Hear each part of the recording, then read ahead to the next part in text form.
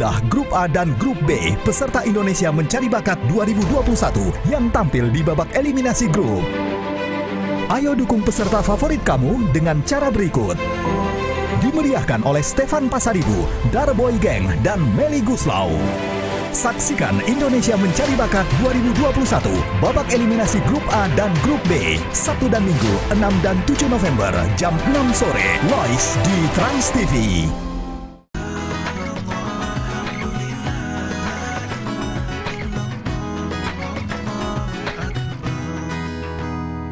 Jamaah, oh jamaah. Alhamdulillah. Alhamdulillahirrabbilalamin. Senang sekali kita masih di Islam itu Indah. Dan tema kita pagi hari ini adalah dahsyatnya kekuatan ikhlas. Ikhlas itu berkaitan dengan melepas dan mengikhlaskan sesuatu yang tadinya bukan milik kita tapi akhirnya tidak menjadi milik kita. Contoh ya, misalnya kita mencintai seseorang tapi ternyata bukan jodoh kita. Ikhlas gitu ya. Atau kita merelakan sesuatu yang gak jadi milik kita, ikhlas lagi gitu ya. Punya impian, kita berharap banget pada impian itu gak jadi, ikhlas lagi gitu ya. Tapi ada satu pertanyaan yang tadi cukup membingungkan nih. Aku sih bingung banget ya Bib ya. Kita tidak boleh mengikhlaskan sesuatu. Ikhlas yang tidak boleh diikhlaskan. Itu ini menarik. Apa ya maksudnya ya? Mohon penjelasannya Habib Usman. Bismillahirrahmanirrahim. Setelah yang satu ini, oh udah lewat. Sekarang dong.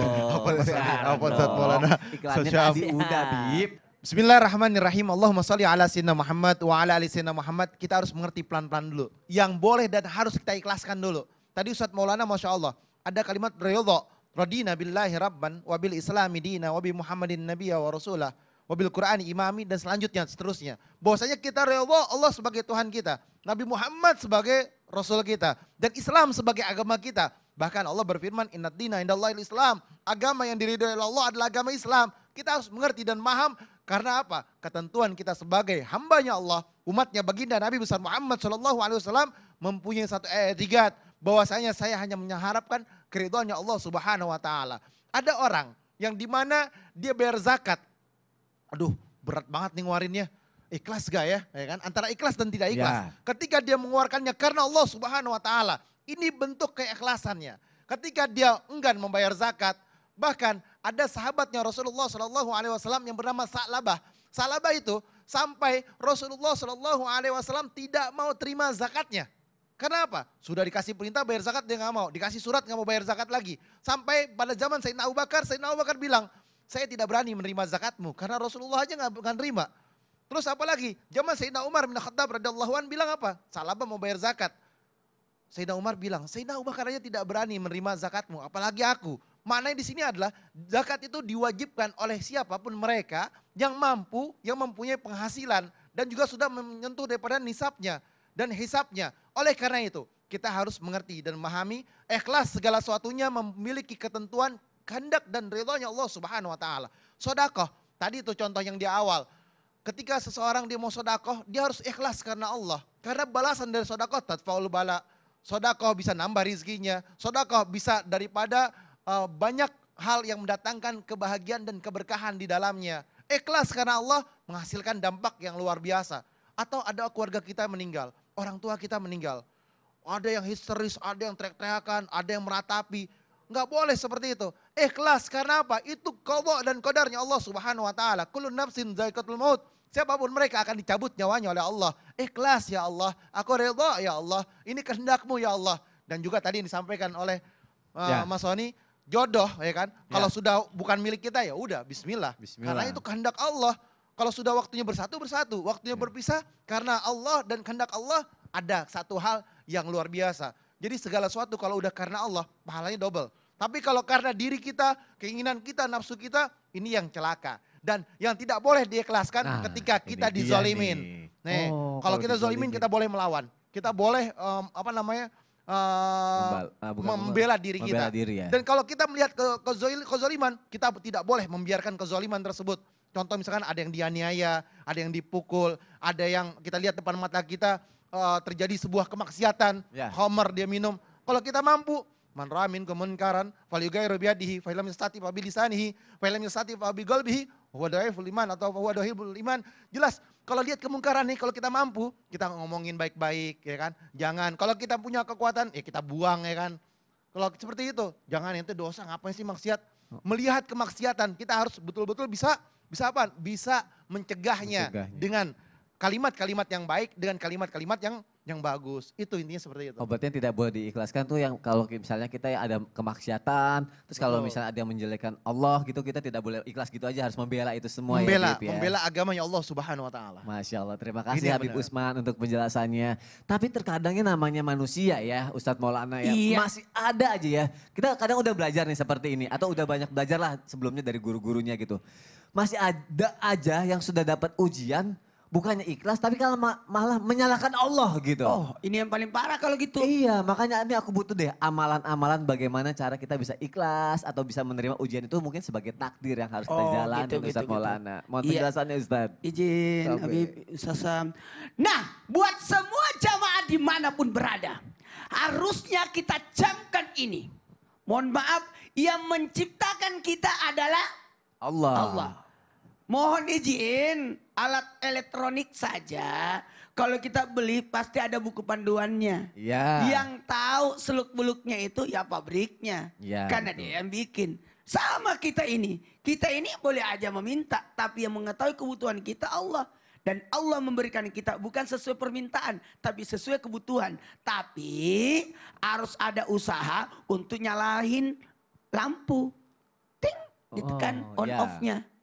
Betul tidak? Betul. Kalau kamu cuma, memangnya kamu sudah masuk rumah yang canggih. Kayak rumahnya Habib. Lampu nyala. Ting, gitu ya. Ada juga kalau suara. Reaksi suara. Nyala. Ada yang ditepok truk gitu ya. Ada juga. Kayak di hotel-hotel itu kan. Aku suka begitu tuh. Dekat-dekat dekat-dekat apa lagi? Dekat pintu. Dekat-dekat lift. Nah lagi. Iseng banget ya. Iseng. Harusnya kan Anwar yang iseng. Kenapa Ustadz Maulana yang iseng? Jadi ingat. Dari Allah. Kemudian mohon maaf. Atas semua yang Allah berikan kepada kita. Itu pasti ada tujuannya. Demi kebaikan kita. Jangan pernah ajarin ikan untuk berenang. Karena memang itu. Tapi jangan berlomba, semua binatang dikasih lomba. Lomba apa? Lomba manjat pohon. Ya menanglah monyet. Tapi bagaimana dengan ikan? Tidak mungkin menang. Tapi suruh berenang, pasti juara lah ikan itu. Gitulah, karena masing-masing punya porsinya. Ada yang tinggi, ada yang pendek. Oh iya paham. Yang tinggi. Ya. Ada kelebihannya. Ya. Nggak kelelep. Nggak kelelep. Karena tinggi. Kalau yang itu? Yang pendek itu alhamdulillah. Nggak kena petir. Itu kan. Ya. Jadi semuanya ada kelebihannya. Jadi mohon maaf tidak usah kita pertanyakan. Kenapa Allah menciptakan dua mata di sini. Kenapa bukan satu di sini satu di belakang. Betul tidak? Setengah mati lah kau tidur itu. Ketiban bantal matanya. Kenapa hidung itu menghadap ke bawah? Kenapa bukan menghadap ke atas? Setengah mati kalau musim hujan. Ditutupin. Ya ditutupin. Kenapa telinga harus begini? Kenapa bukan begini? Kenapa bukan begini daun telinga? Nggak usah. Nggak usah protes. Makanya limasa. Kenapa. Tidak boleh ada kenapa. Kepada Allah. Makanya tadi bagus contohnya dari Mas Soni. Tidak menerima dari atas apa yang Allah berikan. Sudahlah. Ada orang protes. Kenapa Allah menciptakan aku seperti ini? Kenapa? Nyalahin Allah ya Ustaz ya. Kenapa menciptakan aku begini? Aku buruk, aku jelek, aku gini, aku ini. Dicesalkan. Tiba-tiba ada tentara datang. Tentara apa kuda? Tentara pakai kuda. Oh naik kuda. Ya. Kan zaman dahulu ceritanya. Zaman dulu ceritanya. Datang. Apa yang dilakukan? Mereka menangkap semua warga. Ditangkap, dipenjara semua.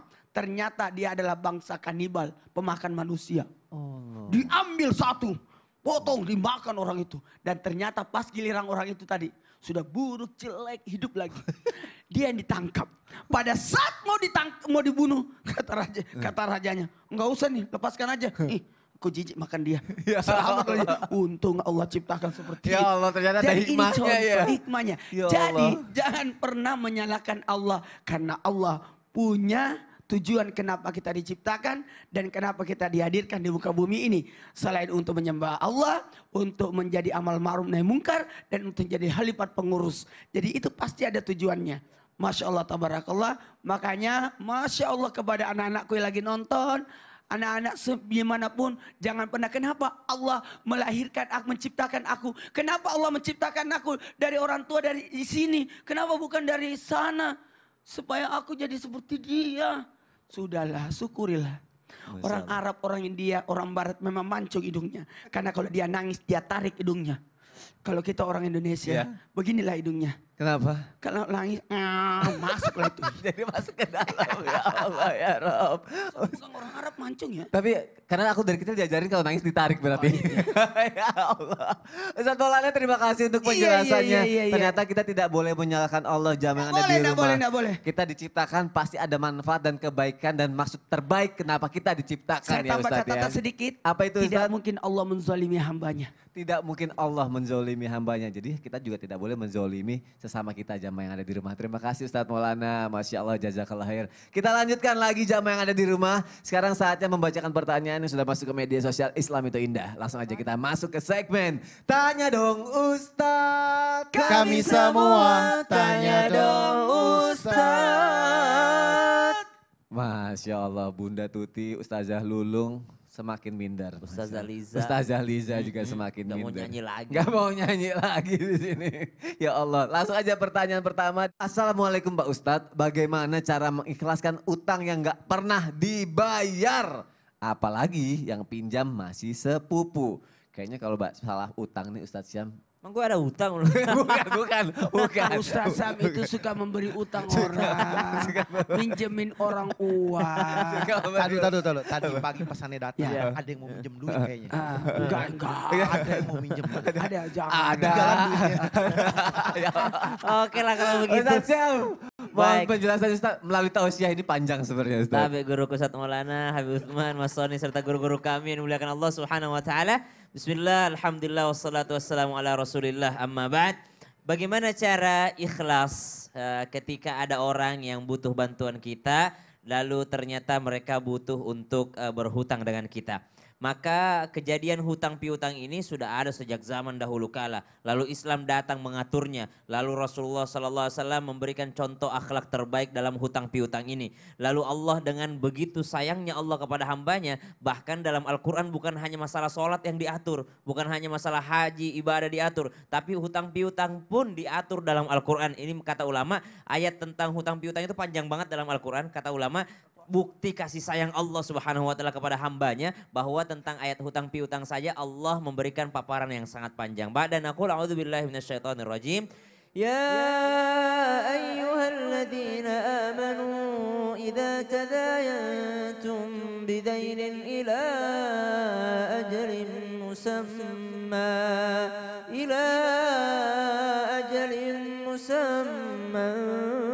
faktubuh.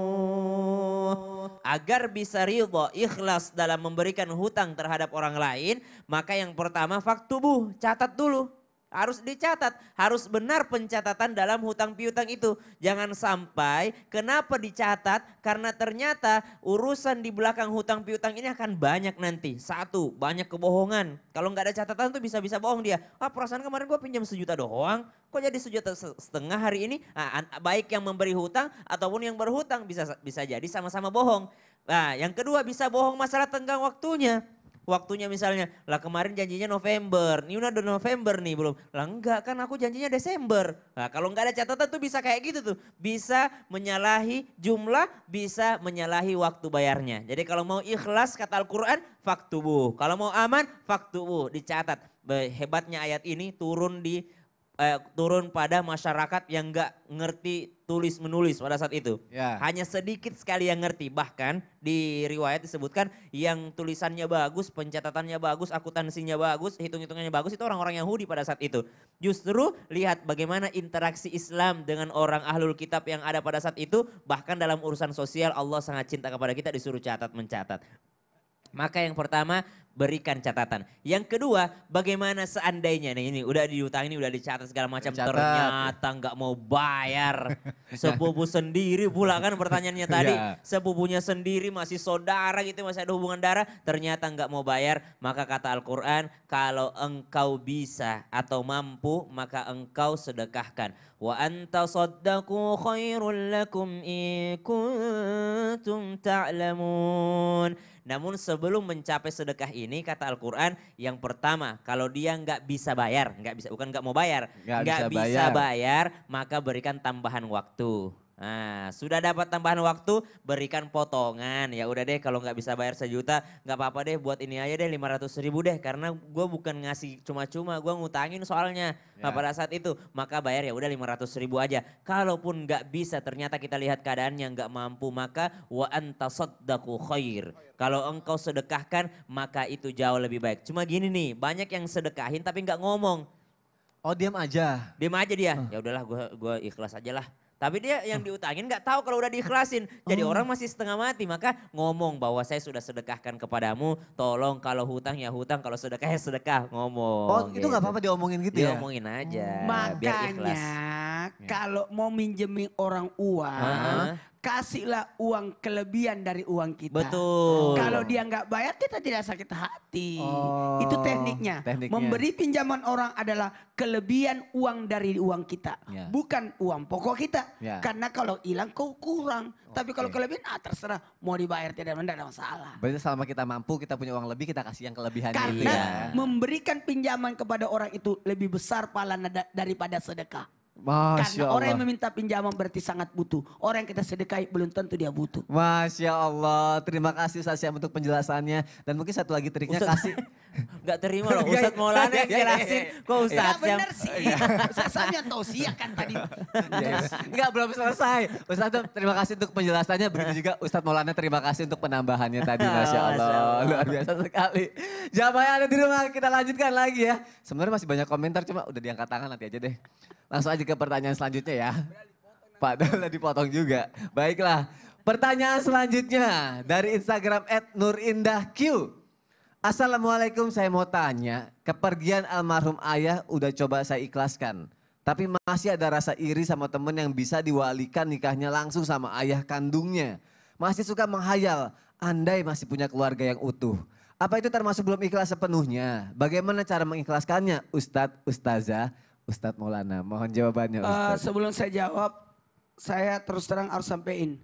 Kadangkala kita terlalu cepat berburuk sangka sebelum kejadian. Kayaknya papaku ini tidak izinkan aku sama nikah sama dia deh. Takut. Ini kejadian kemarin di keluarga. Ada yang takut sekali melamar. Nanti tunggu bapaknya meninggal kali baru datang. Ya Allah. Dan ternyata benar, meninggal bapaknya baru datang melamar. Padahal andai kata dia datang melamar ketika bapaknya masih hidup, kan jauh lebih mulia, lebih enak kan, seperti itu. Nah buat kita harus saya sampaikan ini. Ada cara mengikhlaskan orang tua yang sudah meninggal. Yang pertama, mengembalikan kepada Allah, makanya ada kalimat innalillahi wa inna ilaihi rajiun. Kemudian menerima ketetapan, karena gini, 4 kali ya. Kalau orang kematian, marah, itu reaksi. Sabar, ista'inu bisabri. Kemudian ridho, terima ketentuan. Kemudian bersyukur. Ternyata dia baru ngambil hikmahnya. Bahwa ternyata ini hikmahnya. Kenapa Nabi meninggal ayahnya ketika Nabi dalam kandungan? Kenapa Nabi meninggal ibunya ketika Nabi berumur 6 tahun? Apa hikmahnya? Supaya Nabi tidak punya dosa kepada kedua orang tua. Itu hikmahnya. Jadi jangan larikan kemana-mana, ambil sisi positifnya. Maaf, sampah sekalipun masih ada sisi positifnya. Apa sisi positif dari sampah adalah kompos, jadi penyubur tanaman dan sebagainya, pupuk dan sebagainya. Apalagi melihat dari sisi baiknya, segala sesuatu pasti ada. Makanya orang berilmu pasti ambil pembelajaran. Orang saleh pasti mencari ada pahala. Orang beriman pasti ada hikmah di baliknya. Maka paling penting ada 2 kata nih, ikhlas, sabar. Ikhlas, sabar. Masya Allah, semoga terjawab jamaah yang ada di rumah. Terima kasih guru-guruku. Jamaah jangan kemana-mana, nanti aku mau ngebacain lagi nih pertanyaan dari jamaah. Jadi sayang banget kalau sampai kelewatan. Tapi sebelum iklan ada satu lagi yang mau aku tanya sama Ustadz Syam nih. Ini bikin Tentang penasaran apa? pastinya. Mengenai ikhlas juga gini. Masih ikhlas. Masih ikhlas, jamaah disimak ya. Bagaimana nih hukumnya nih Ustadz kalau misalnya kita tuh ibadahnya terburu-buru gitu. nggak ikhlas gitu karena Allah. Jadi ya udahlah yang penting ngelakuin ibadah gitu. Aku pengen tahu dong Ustadz Syam. Karena kita sudah 2 segmen belajar ikhlas, maka saya ingin meminta jamaah juga ikhlas supaya kita bisa break dulu sebentar, nanti kita lanjutkan lagi. Biar belajar ikhlas. Siap. Sambil belajar ikhlas sambil menunggu. Masya Allah. Jangan kemana-mana jamaah. Ikhlas ya, nggak lama kok. Tetap di Islam itu indah. Jamaah, oh jamaah. Alhamdulillah. Gimana bahasanya?